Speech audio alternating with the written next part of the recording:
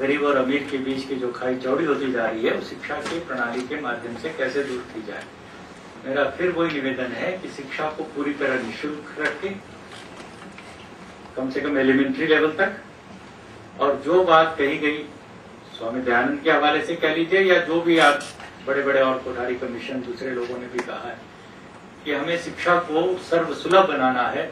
Neighbourhood school या common school, कोई भी आप कंसेप्ट को ले लीजिए, उसको जब तक हम लागू नहीं करेंगे, अच्छी क्वालिटी एजुकेशन फॉर ऑल, ये जब तक नहीं होगा तब तक हम रिच एंड पुअर के जो खाई है इसको चौड़ी करने का कोई सार्थक कदम नहीं उठा सकेंगे। बल्कि उल्टा ये हो रहा है कि आज अमीरों के बच्चे एक तरह से एक्सक्लूसिव पब्लिक स्कूल में जा रहे हैं और गरीब के बच्चे जो मैंने बताया 7 to 8 करोड़ वो चाइल्ड बॉन्डेड लेबर के रूप में खेतों में, खदानों में, मकानों, दुकानों में काम कर रहे हैं।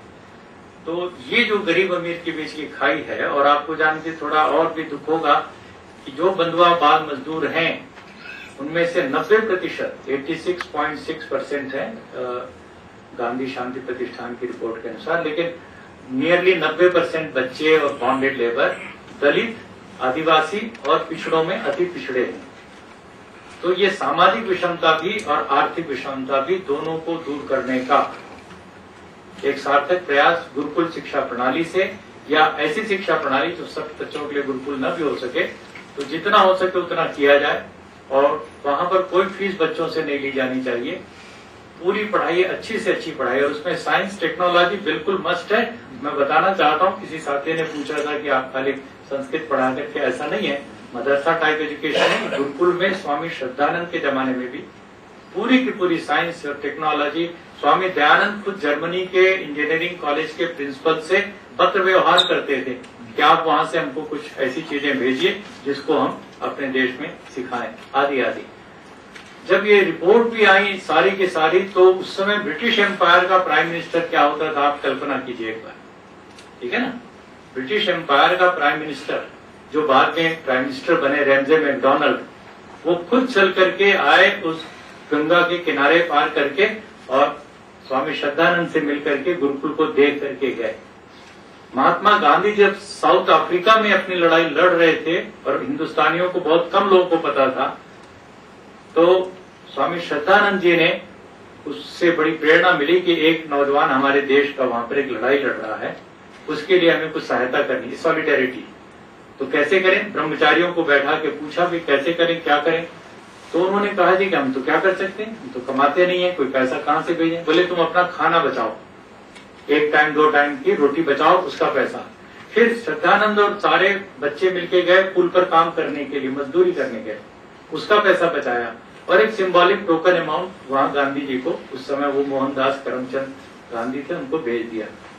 गांधी जी जब साउथ अफ्रीका से इंडिया आए तो सबसे पहले वो गुरुकुल कांगड़ी गए श्रद्धानंद के पास, और उस सभा में बैठ करके, तब श्रद्धानंद को उस समय महात्मा मुंशीराम कहा जाता था, उन्होंने कहा ये आप जो काम कर रहे हैं ये असली महात्मा का है। महात्मा का टाइटल भी वहां सबसे पहले दिया गया। मैं विस्तार से इसलिए नहीं जा रहा हूं कि वो जो एक समता मूलक समाज की कल्पना उन्होंने लागू करके दिखाई बहुत दूर तक, अब उसको डाइल्यूट हो पा रहा थोड़ा बहुत, जो आजकल कमर्शलाइजेशन का जो हिसाब किताब हो रहा है उसमें हमें इससे लड़ना है, इसको मिटाना है। एलिमेंट्री लेवल तक की शिक्षा सब बच्चों के लिए एक जैसी समतामूलक, न राजा का बेटा न राजकुमार, किसी का पता नहीं लगना चाहिए, इसको हमें लागू करना चाहिए। दूसरी बात रही, मैं थोड़ा सा स्पष्ट कर दूं, जिसमें आप थोड़ा रिस्पॉन्ड कर दें। मेरा ये कहने का मकसद ये था कि क्या आप डीवेस्टर्नाइज्ड साइंस, डीवेस्टर्नाइज्ड मैथमेटिक्स अपने संस्थानों में पढ़ाने के लिए तैयार हैं? क्या आप इससे एक्सपेरिमेंट करने के लिए तैयार हैं? स्पष्ट रूप से मैं देखिए कि अभी इतना मेरी अपनी जानकारी नहीं कि डीवेस्टर्नाइज्ड साइंस और जो भी कुछ कह रहे हैं। नो नो नो, मैं Sir, you are not a mathematician. That's why I'm saying. Okay, let's not. Okay. मैंने शुरू में कहा कि हम ज्ञान को कहीं भी उसके लिए दरवाजे बंद न करें, लेकिन एक जो स्पिरिट ऑफ इंक्वायरी है, जो 3 Ds के रूप में आती है, वो हमारे बच्चों के करिकुलम और उनकी पूरी अपब्रिंगिंग में इंटीग्रेट होना चाहिए। तो 3 Ds are to doubt, to debate and if necessary to dissent. ये यदि एजुकेशन का सिस्टम बनता है तो आप चाहे वेस्टर्न वो ले आइए, साइंस और कहीं ईस्टर्न कुछ भी ले आइए, बच्चे को डाउट करना सिखाइए और सब चीजें मुक्ति की तरफ ले जाएंगी हमें। दूसरी बात मुझे कहनी है कि जो विजय कृष्णन जी ने पूछा कि यज्ञोपवीत क्या महिलाओं को आजकल नहीं दिया जा रहा, आपको कैसे पता लगा कि नहीं दिया जा रहा? मैं आपको बता रहा हूं कि सारी हमारी बेटियां जो पढ़ रही हैं कन्या गुरुकुलों के अंदर, पहले उनका दाखिला होते उनको यज्ञोपवीत दिया जाता है, और आजकल लड़कों के गुरुकुलों से ज्यादा अच्छा लड़कियों का गुरुकुल कर रही हैं। हमारे आर्य समाज के संदर्भ की बात बता रहा हूं। और सब जगह पर महिला को उतना ही अधिकार है, उतनी ही बराबरी जितना किसी पुरुष की। ये एक बड़ा मूल सिद्धांत जेंडर इक्वालिटी का वेदों के हिसाब से और महर्षि दयानंद ने स्थापित किया, और उसी प्रेरणा से विधवाओं का भी पुनर्विवाह होना और बहुत सी चीजें, ये सब चीजें आर्य समाज के मूवमेंट में आई। मैं वाल्मीकि, आपने कहा कि दलित नहीं है, मुझे बड़ी खुशी होगी ऐसी बात सुन करके।